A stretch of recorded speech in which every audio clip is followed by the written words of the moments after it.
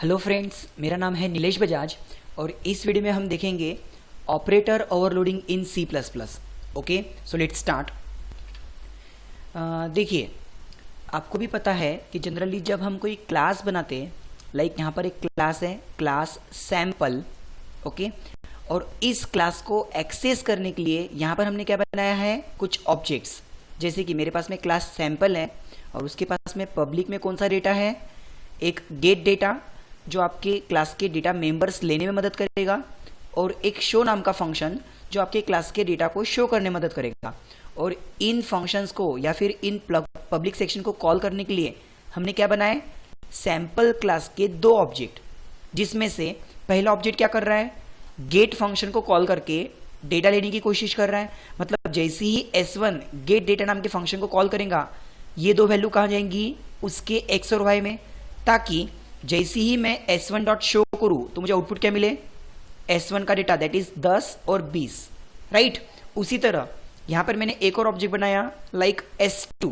तो S2 भी पहले कौन से फंक्शन को कॉल करेगा, गेट डेटा, ताकि ये दोनों वैल्यू कहां जा रही, x और y में। किसके x और y में, S2 का x 5 और S2 का y -15।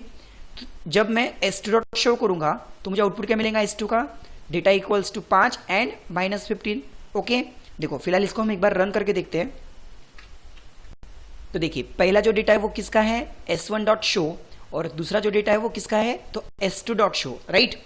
अब मुझे यहां पर क्या करना है, जैसे नॉर्मली अगर मेरे पास में इंटीजर की कोई वैल्यू रहती थी, like integer i equals to 10, j equals to 20, okay, और अगर हम इंटीजर की या फिर कोई भी न्यूमेरिक वैल्यू के ऊपर ऑपरेटर अप्लाई कर सकते, जैसे फॉर एग्जांपल यहां पर मैं क्या कर रहा हूं, लाइक सी आउट में i जो कि हमारा एक इंटीजर का वेरिएबल है, उसके ऊपर अगर मैं -i ऐसा परफॉर्म करूं, तो कहने का मतलब मेरे पास में जो न्यूमेरिक वैल्यू i है एज अ इंटीजर, उसके ऊपर मैं कौन सा ऑपरेटर परफॉर्म कर रहा, -i, ताकि मेरी जो i की वैल्यू 10 है वो क्या प्रिंट हो, -10। देखो फिलहाल इतने पोर्शन को मैं करता हूं कमेंट्स, इसको किया मैंने यहां से लेकर यहां तक कमेंट्स, और मैं चाहता हूं सिर्फ मेरे पास में जो इंटीजर की वैल्यू है उसको मैं नेगेटिव यानी कि माइनस करके प्रिंट करूं। देखो तो आउटपुट क्या आया, -10।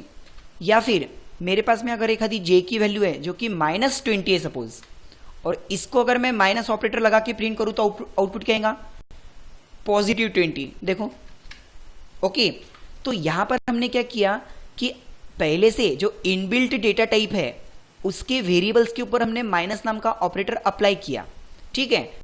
उसी तरह जिस तरह से अगर मैं इनबिल्ट डेटा टाइप्स के ऊपर ऑपरेटर अप्लाई कर सकता हूं, सेम क्या मैं मेरे ऑब्जेक्ट के ऊपर अप्लाई कर सकता हूं क्या। जैसे मेरे पास में यहाँ पे ऑब्जेक्ट कौन कौन हैं, S1 और S2, ठीक है ना।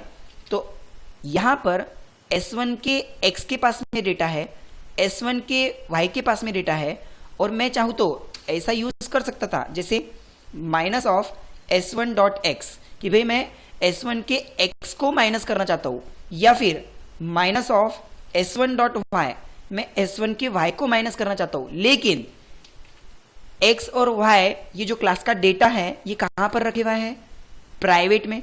तो हम डायरेक्ट इस तरह से यूज नहीं कर सकते कि S1 डॉट x को मुझे माइनस करना है या S1 डॉट y को मुझे माइनस करना है। जैसे ही मैं इसको रन करने की कोशिश करूंगा, एरर क्या आएगा कि x और y आर नॉट एक्सेसिबल। क्यों, क्योंकि दोनों प्राइवेट सेक्शंस में आते। चलो ठीक है, इसके व्यतिरिक्त अगर मैं ऐसा करता हूं कि लाइक मैं डायरेक्ट -S1 अगर ऐसा अप्लाई करूं, तो जिस तरह से मैंने इंटीजर के वेरिएबल के ऊपर, जैसे मेरे पास में इंटीजर का i था, तो मैंने क्या किया, उस i को माइनस अप्लाई किया।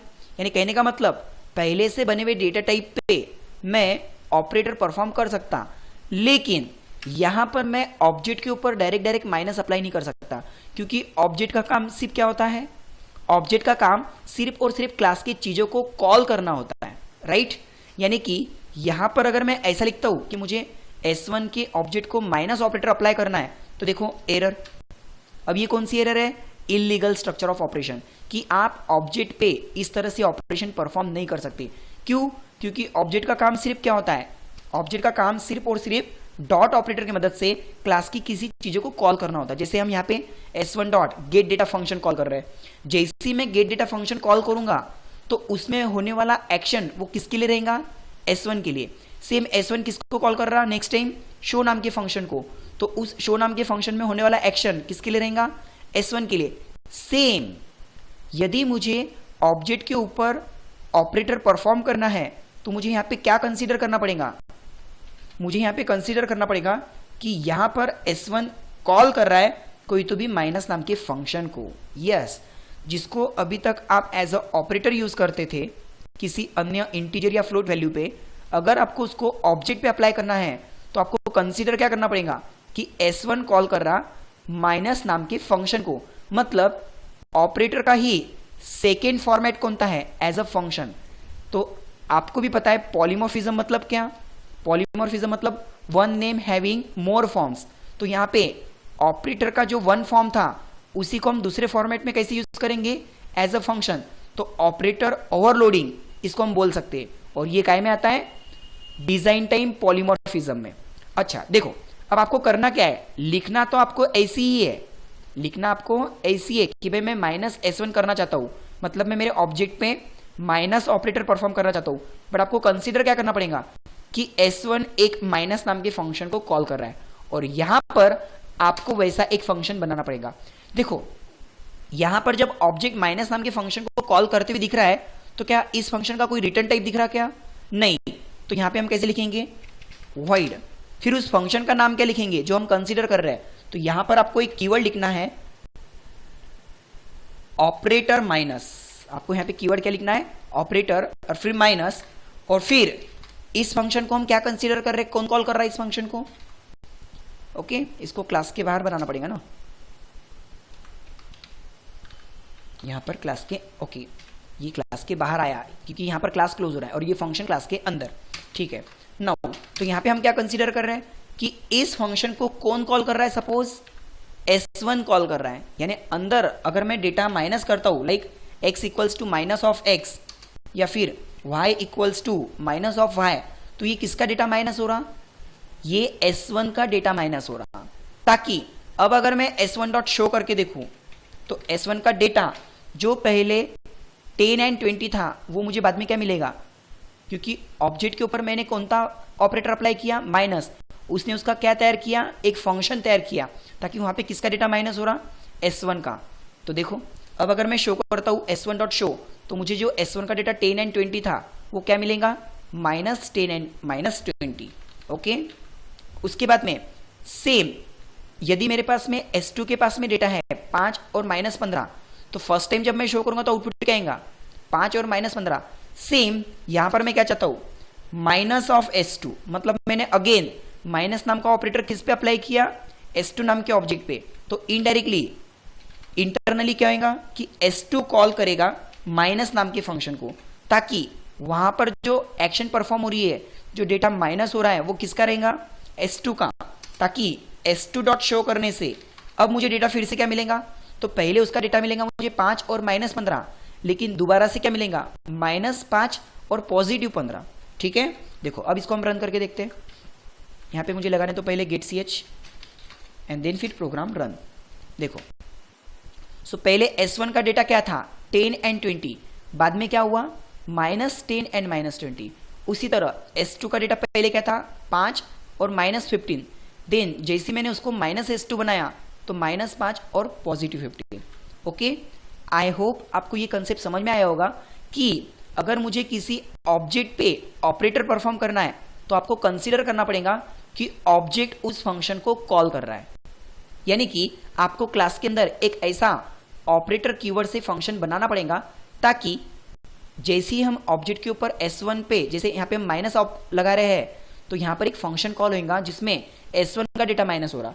सेम उसी तरह जब मैं s2 नाम के ऑब्जेक्ट पे वो माइनस ऑपरेटर अप्लाई करूंगा तो इनडायरेक्टली फंक्शन कॉल होगा और इसमें किसका डेटा माइनस होगा, s2 का। ओके, सो आई होप आपको ये कंसेप्ट समझ में आया होगा। इस कंसेप्ट को हम बोल सकते हैं यूनरी ऑपरेटर ओवरलोडिंग। यूनरी क्यों, क्योंकि मैं मेरे ऑब्जेक्ट के ऊपर माइनस नाम का ऑपरेटर अप्लाई कर रहा, और सिर्फ ये जो ऑपरेटर है सिर्फ किसके ऊपर अप्लाई हो रहा, एक ऑब्जेक्ट पे, इसीलिए इसको यूनरी बोलेंगे।